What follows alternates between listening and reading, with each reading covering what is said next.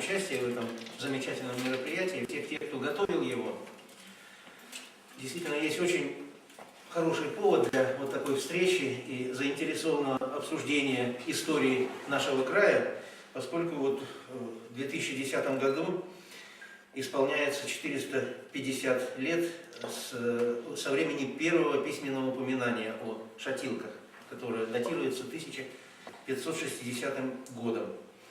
Поэтому вот эта инициатива о обсуждении исторических перипетий, исторических событий, которые происходили и в те времена, и позже. Я вижу по программе тут и события Великой Отечественной войны будут даже обсуждаться.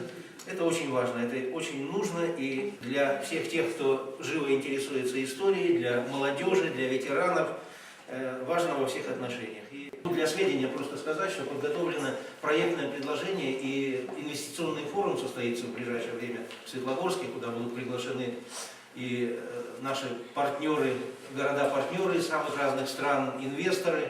В числе инвестиционных проектных предложений есть и проектное предложение по обустройству усадьбы Шатилинской.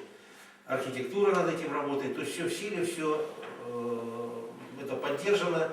И одни из самых главных проектов, по реализации которых предполагается в Светлогорске и в Светлогорском районе, это завершение обустройства набережной реки Березина и привязка уже дальше, выход вот на параллельная работа по усадьбе Шатилова.